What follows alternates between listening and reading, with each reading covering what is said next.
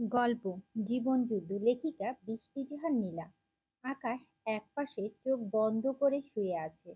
মনের ভেতর আকাশ পাতাল ভাবনা। কাল থেকে রোহিণী সব দায়িত্ব আকাশের। আকাশ জানে সে সব সামলাতে পারবে। পাশ থেকে নীলা নড়ে উঠল। আকাশ চেয়ে দেখলো নীলার গায়ে কম্বল নেই। শীতে কাঁপছে মেয়েটা। আকাশ নীলার গায়ে কম্বল জড়িয়ে একটু কাছে আসলো, যেন একটু উত্তাপ পায়। কিছুক্ষণ পর আকাশের চোখে হালকা ঘুম আসছে। এমন সময় খেয়াল করলো আকাশের বাম হাতের ওপর কেউ মাথা রাখলো। আকাশ চোখ খুলল না, যদি নীলা দূরে সরে যায়। তাই এভাবেই চোখ বন্ধ করে রাখলো। আকাশ শুনতে পাচ্ছিল কারো চাপা কান্না। সে কান্নাতে লুকিয়ে আছে হাজারো কষ্ট। নীলার কান্না আকাশ সহ্য করতে পারে না, কিন্তু আজকে আর বাধা দিবে না। আকাশের বুকে রেখে কাঁদতে থাক যত খুশি, তাতে হয়তো কষ্ট কিছুটা হালকা হবে।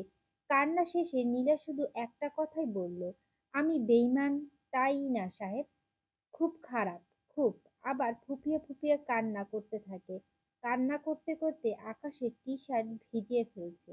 এমন সময় ঘুমিয়ে পড়ল নীলা। সকাল হয়ে গেছে। আকাশ বসে বসে ল্যাপটপে কাজ করছে। নীলা এখন ঘুমাচ্ছে। আকাশ একটু পর পর দেখছে নীলাকে। ঘুমানোর সময় অনেক বেশি ভালো লাগে নীলাকে। হঠাৎ করে নীলার চোখ খুলে আকাশের দিকে ঢ্যাপ ঢ্যাপ করে তাকায়। নীলা বুঝে ফেললো নাকি আকাশ যে নীলাকে দেখছিল। আকাশ মাথা নিচু করে কাজ করছে। গুড মর্নিং সাহেব। Good morning. কেমন হলো ঘুম? মিষ্টি মিষ্টি। ঘুম কখনো মিষ্টি হয়? হয়তো পাগল। উফ, পাগলি। ওয়েট ওয়েট, আপনার গলায় কি হয়েছে? কোথায় এভাবে কথা বলছেন যে? উফ, গলা ভেঙে গেছে। কিভাবে? কালকে কুয়াশার মধ্যে ছাদে বসেছিলাম তাই। আমি বারবার না করেছিলাম। আমার তো কোনো কথাই শুনেন না। শুনলে এমন হতো না। উফ, আপনি শুধু বকেন। আজকে তো শেষ। আর আমার বকা শুনতে হবে না। নীলার মন খারাপ হয়ে গেল। আমি আসছি। কোথায় যাচ্ছেন? এই সকাল সকাল? সকাল কই, বাইরে তো রোদ উঠে গেছে। আর আজকে অনেক কাজ আমার, তাই গোসল করে কাজ করতে হবে। আচ্ছা, আপনি গোসল করে আসুন, আমি আদা চা করে নিয়ে আসছি।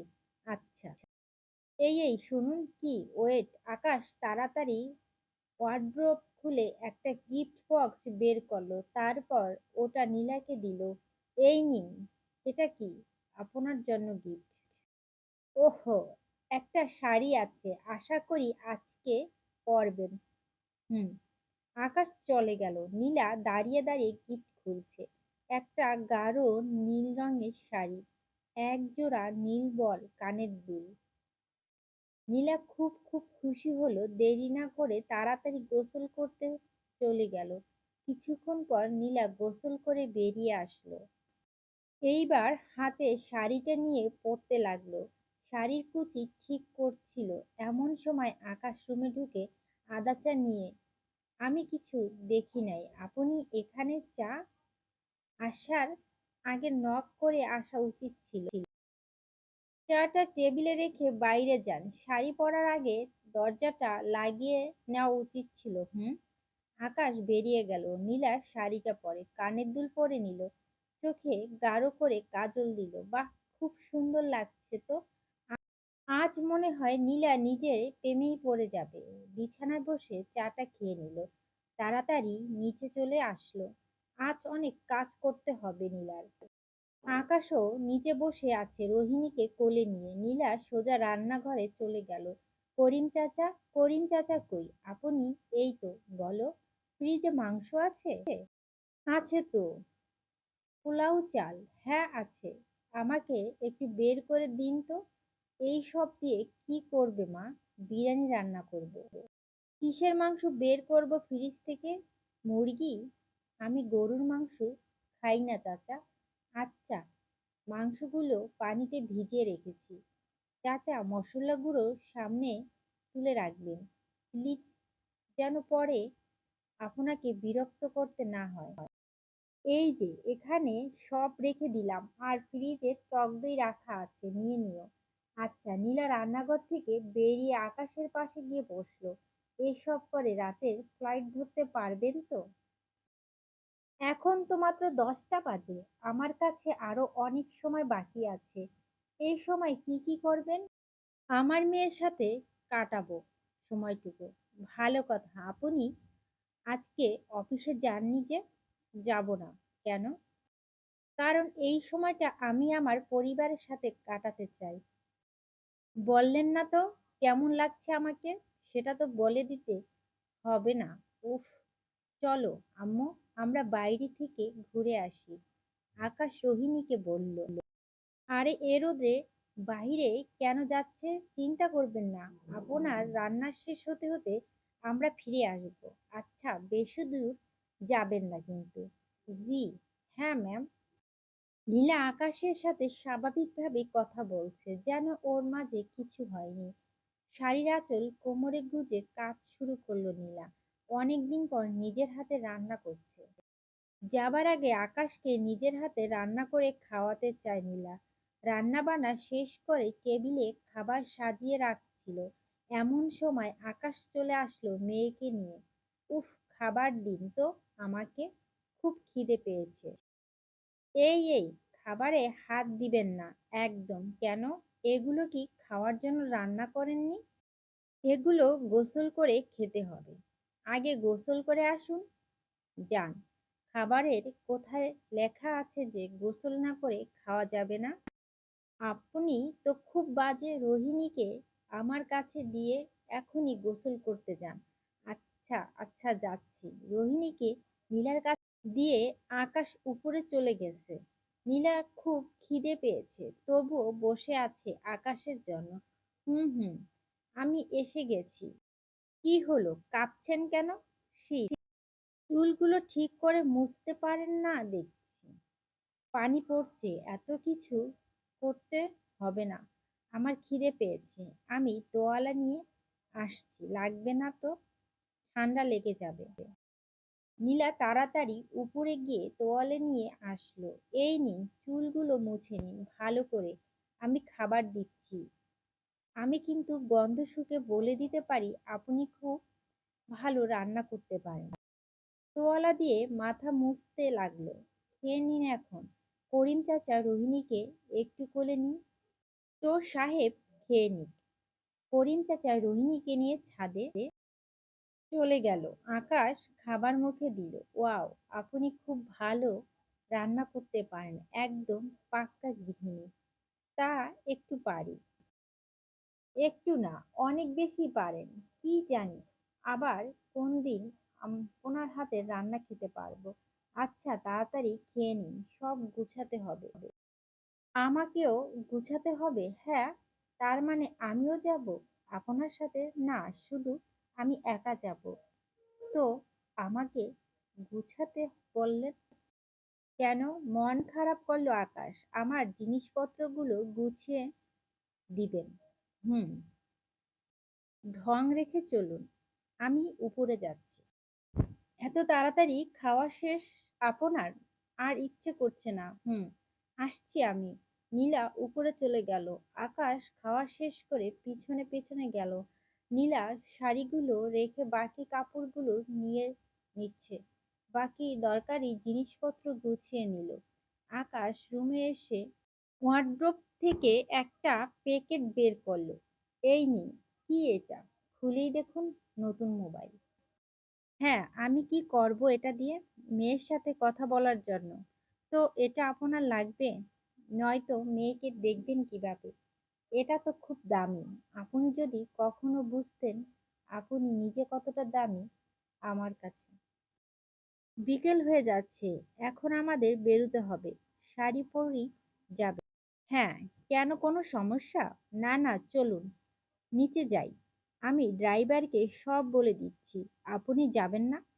আপনি তো আমাকে যেতে নিষেধ করেছেন কালকে। সেটা তো রাগে বলেছি, এখন নেই রাগ।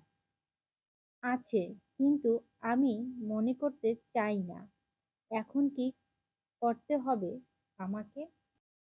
আমার সাথে যেতে হবে সত্যি খুশিতে, হ্যাঁ। শুধু এয়ারপোর্ট পর্যন্ত। হুম। আচ্ছা চলুন। নীলা আগে আগে যাচ্ছে, পেছন পেছন আকাশ নীলার ব্যাগ নিয়ে আসছে। করিম চাচা, করিম চাচা, আসছি। রোহিণীকে আমার কাছে দিন তো। এই নাও। চাচা নিজের খেয়াল রাখবেন, সাথে ওনার আর আমার ছোট্ট মেয়েটার খেয়াল রাখবেন। এখন থেকে আপনারাই ওর সব। আমি তো নিজের নাতনির মতো দেখি, ওকে নিয়ে একদম চিন্তা করো না। নিজের খেয়াল রেখো। ভালো থাকবেন চাচা। আমি আসি। আবার যেন দেখা হয় মা। ভাগ্য থাকলে তো অবশ্যই হবে। আল্লাহ হাফেজ। সহি সালামতে যাও, দোয়া করি। আল্লাহ হাফেজ। সবার থেকে বিদায় নিয়ে বেরিয়ে পড়ল নীলা। আকাশ নীলার পাশাপাশি বসে আছে রোহিণী। আম্মু, তুমি কিন্তু আব্বুকে জ্বালাবা না একদম, ওকে? খুব মিস করবো আম্মু তোমাকে। হুম। আমি এখানে সব ব্যবস্থা করে রেখেছি। এয়ারপোর্টের 2 জন মেয়ে আসবে আপনাকে নিতে। আমি ওদের ছবি মোবাইলে দিয়েছি, দেখে নিবেন। আচ্ছা। আর আমার নাম্বারটাও সেভ করে দিয়েছি। পৌঁছে আমাকে ফোন করতে ভুলবেন না। আচ্ছা, রোহিণীর কথা মনে পড়লে ফোন করবেন। যতই রাত হোক, কোনো সমস্যা নেই। আচ্ছা, আমি কি ফোন করতে পারবো যখন খুশি তখন? উফ। আচ্ছা। তবে রোহিণী কান্না করলে বা তার মায়ের কথা মনে পড়লে ফোন করবেন। যদি আমার মনে পড়ে, আমি যদি কান্না করি, সেটা অ্যালাউ না। হুম। অনেক কিছু বলতে চাইছে, কিন্তু বলতে পারছে না। দুজনেই চুপচাপ বসে আছে। সন্ধ্যা হয়ে গেছে, এয়ারপোর্টে পৌঁছে গেছে ওরা। গাড়ি থেকে নেমে একটু ভেতরে গেল। শুনুন। হুম। নিজের খেয়াল রাখবেন। আপনিও। কোনো সমস্যা হলে সবার আগে আমাকে জানাবেন। হুম। খুব মিস করব আপনাকে। আপনি কি আমাকে মিস করবেন জানি না। মাঝে মাঝে আপনার কিছু ছবি পাঠাবেন প্লিজ। আপনাকে না দেখে থাকতে হবে তাই। আচ্ছা, কোনো চিন্তা করবেন না, মন দিয়ে কোর্সটা শেষ করবেন, যেন লোকে আমাকে দেখে বলতে পারে, ওই দেখো সেরা আর্টিস্ট নীলা চৌধুরীর স্বামী, এটা আকাশ চৌধুরী। রোহিণীকে দেখে রাখবেন সাহেব, মেয়েটা ছাড়া কেউ নেই আমার, মেয়েটা ছাড়া আমারও কেউ নেই। আপনি রোহিণীকে নিয়ে একদম চিন্তা করবেন না। আজ থেকে আমি ওর আম্মু, আব্বু। আই লাভ ইউ আম্মু। ওকে নিন সাহেব, আমি আসি তাহলে। নীলা চলে যাচ্ছিল। আকাশ পেছন থেকে নীলার হাত ধরল। কিছু বলবেন সাহেব? দেখা হবে তো আবার। ভাগ্য চাইলে আবার দেখা হবে। চোখ মুছতে মুছতে নীলা চলে যাচ্ছে। আকাশ তাকিয়ে আছে নীলা যাবার পথে। এটাই কি শেষ দেখা, নাকি নীলা নিজেকে প্রমাণ করে ফিরে আসবে আকাশের কাছে? তোমার জীবনে অভিশাপ ছিলাম, তাই তো একাই চলে গেলাম। নিজের দোষে সব হারালাম। আমি যে অভাগী, তোমার পায়ে বারবার পেতে চাই ঠাই। আমি যে মরণ চাই। মরণ কি আমার চোখে দেখে না? আমি যে স্বপ্ন কুড়াতে চাই, স্বপ্ন কোনো ধরা দেয় না। আমি সব কিছুতেই নিষিদ্ধ। তুমি থেকো ভালো, নিজের মতো।